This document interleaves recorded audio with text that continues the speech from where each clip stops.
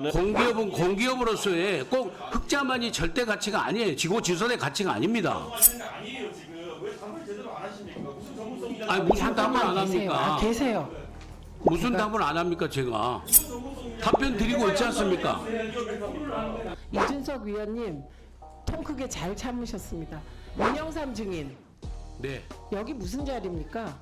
국정감사 자리입니다. 국정감사 자리에 와서 네, 이준석 위원이 우습게 보여요?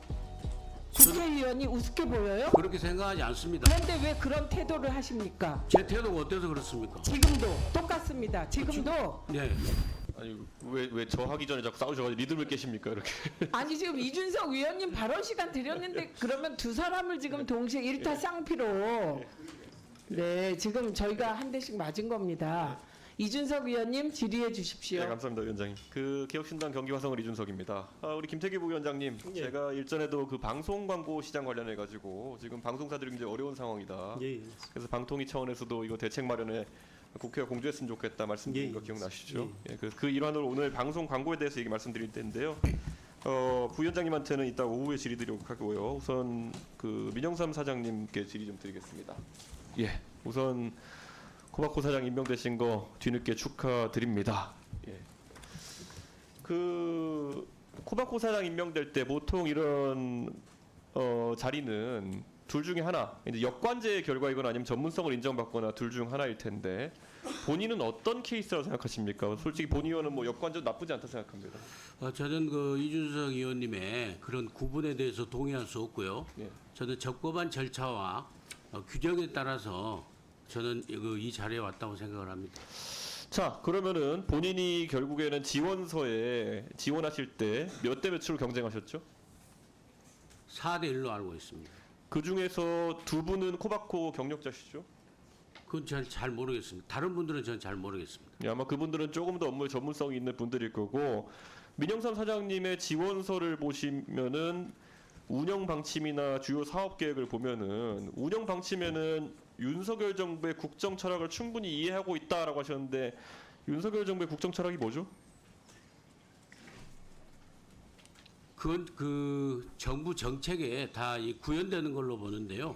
한마디로 뭐 얘기할 수는 없다고 생각을 합니다. 윤석열 정부의 국정 철학을 제가 말씀드린 좀 웃기긴 한데 이념과 편향을 극복하고 공정과 상식에 맞게 대한민국을 변화시킨다가 국정 철학입니다. 동의하십니까? 그건 알고 있습니다. 왜 답변 안 하셨죠? 그 부분을 묻는 게 아닌 것 같아서 예, 제 본 의원이 질의하는 거에 대해서 지금 굉장히 뭐 정치적으로 고단수를 쓰시면서 답변한다 생각하지 마시고 고단수 안 씁니다. 그러니까 말씀만 하시면 됩니다. 지금 계속. 자, 그러면 저희가 준비한 슬라이드를 한번 보겠습니다. 예. 과거에 민영삼 사장이 결국 사장 되시기 전에 방송 많이 하시고 이랬는데요. 거기 보면은 각가지 인물에 대한 평가를 하셨는데요. 예전에 민주평화당의 전남도지사 후보로 나가신 적이 있습니까? 예, 그렇습니다. 나라는 문재인, 전남은 민영삼이라는 구호를 쓰신 적 있습니까? 예, 그래서 저건 그 초안이었습니다. 예, 그래서 문재인 대통령의 그 당시 국정 철학은 뭐였습니까? 저 모르고 저건 초안이어서 폐기됐습니다. 예. 어쨌든 근데 그 당시에 문재인 대통령에 대해 가지고 호감을 갖고 계셨습니까? 저 초안은 왜 만들어진 거죠, 그러면? 초안에 검토하는 과정에서 광고 기획사에서 만들어서 왔길래 나는 이게 아니다. 나는 그때 그 문재인 전 대통령이 소속해 있는 민주당이 아니라 22년간 활동했던 민주당을 떠나서 민주평화당의 적을 두고 그러면 있었어요. 저 슬라이드에 보면요. 노무현 대통령과 문재인 대통령에 대해 가지고 굉장히 부정적인 평가를 하시군요. 15년 전 노무현과 문재인이 대한민국을 얼마나 망쳐놓고 거덜냈는지 알려주시길 간곡히 호소한다 이런 말씀하신 적 있습니까? 저는 기본적으로 노무현 정부에 있어서 공과가 있다고 생각을 해요. 저는 그래서 근데 이번에 공은요. 보면, 예, 알겠습니다. 사장으로 지원하실 때 결국 뭐 아까 역관제 그 영역인지 전문성인지 모른다 하셨는데 제가 봤을 땐 전문성은 없으시거든요. 그래서 역관제 영역이라 생각하는데 이 부분에서 강조하신 것을 보면은 사실 정무적 역할을 강조하셨어요. 주요 사업 계획에 보면요. 구체적으로 뭐 하겠다보다 국회와 관련 부처를 설득하여 디지털 시대의 코바코의 위상을 확립하겠다고 하셨는데 노무현도 문재인도 부정하고 그리고 과거에 방송하신 거 보면 조국도 안 좋아하시는 것 같고 혹시 진보당 좋아하십니까? 누구요? 진보당은 좋아하십니까? 좋아하고 안 하고 제가 답변할 사항은 아닌 것 같습니다. 그럼 과거에 보면은 윤석열 캠프에서 활동하신 이력이 있다는 것이 이번에도 보도됐는데 윤석열 후보 캠프에서 어떤 역할을 하셨죠? 윤석열 대통령 후보 네. 캠프에서는 그 국민통합특보라는 직함을 가지고 잠깐 활동을 했었습니다. 며칠 만에 사퇴하셨죠? 네? 며칠 만에 사퇴하셨죠? 그 확실히 기억이 안 납니다. 나흘 만에 사퇴하셨습니다. 그때 어떤 발언 때문에 사퇴하셨죠? 그때 그냥 자진 사퇴를 했습니다. 어떤 발언 때문이 아니라. 이따가 나중에 다 띄워드릴 수 있습니다. 이준석 사퇴해라, 이준석 무건 수행해라 이런 말들 계속 올렸다가 윤석열 캠프에 세촉되셨죠? 그건 그게 사퇴하고 연관이 되어 있는지는 모르겠으나 저는 그 제 개인 페이스북에 그 답변을 올렸던 건 사실입니다. 본인이 사퇴했는데 어떤 이유로 사퇴했는지 모른다고 말씀하시는 게 말이 됩니까? 그때 당시에 제가 사퇴한 이유는요. 윤석열 대통령 예비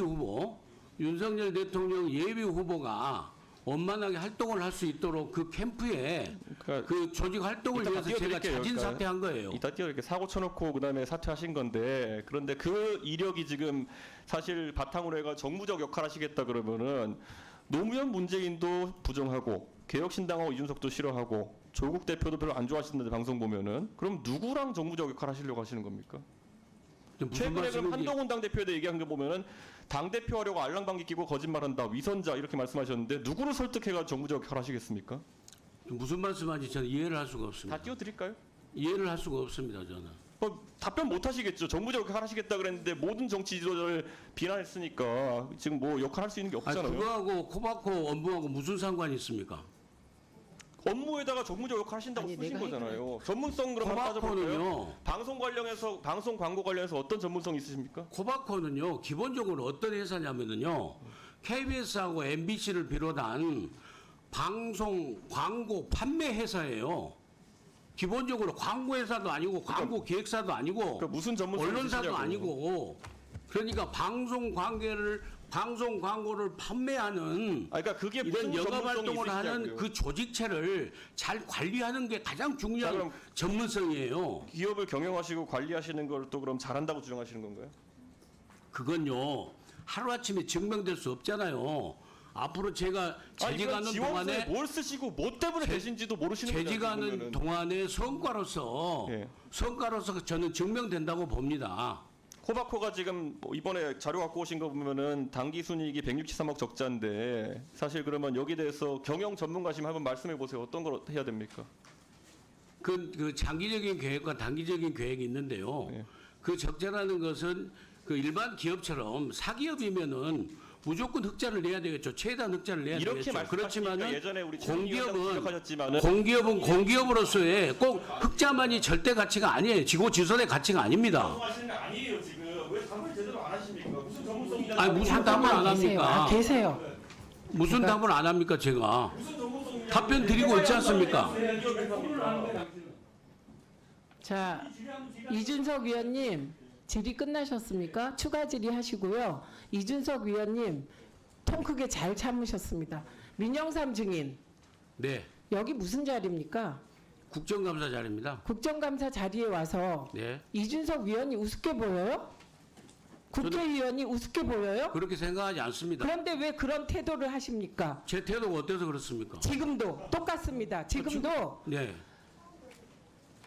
그 경험이 없으셔서 그러세요? 예, 물론 그렇습니다. 그런 아까 측면도 뭐? 있을 수 있겠죠. 잠깐만요. 한동훈 대표한테 억지로 생깔랑 억지로 그 생까요? 생까요? 생트집을 잡으려고 하면 안 된다는 겁니다. 아무리 증인으로 나왔지만 김우영 위원님, 억지로 김우영 생트집을 위원님, 잡고 김우영 위원님, 지금 이 모습은 국민의힘 위원들도 아무도 옹호를 안 하잖아요. 얼마나 저 행동이 잘못된 겁니까 지금? 제가 생각할 때는 국민들이 보고 계신다고 봅니다. 국민들께서 국민들이 보고 계신다니까요. 아까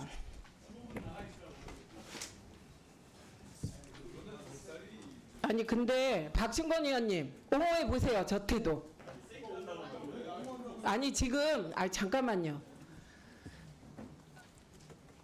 우리가 지금 저 태도를 옹호할 수 있는 국민의힘 의원들 아무도 안 계세요. 저런 분은 처음이잖아요, 지금.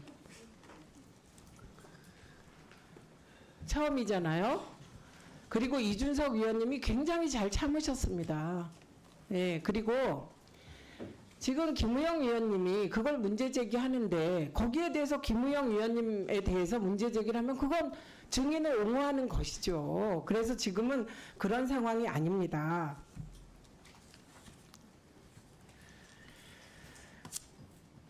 아까 제가 증인 선서할 때 분명히 말씀드렸어요. 증인이 뭔가 의견을 말하고 싶을 때는 위원장의 허가를 득해야 된다. 이건 기본으로 저희가 다 고지하는 사항입니다.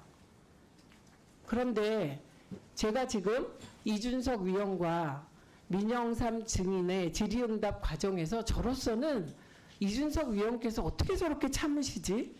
할 만큼 인내심 있게 잘 참으셔서 제가 중간에 제지하지 않고 그 답변 태도나 위원이 질의하는데 끼어들고 위원님보다 증인이 더 강압적인 태도를 지적하려고 하는데 그 지적의 과정에서 또 저한테 끼어들고 덤비시고 그 과정에서 쌩깐다는 표현까지 동원하시고 이건 대단히 잘못된 태도입니다. 이거는 국회 모욕죄에 해당될 수 있기 때문에 5년 이하의 징역 또는 1천만 원 이상 5천만 원 이하의 벌금에 처할 만큼 큰 사안이라는 점을 말씀드리고 주의하십시오. 예, 잘 알겠습니다.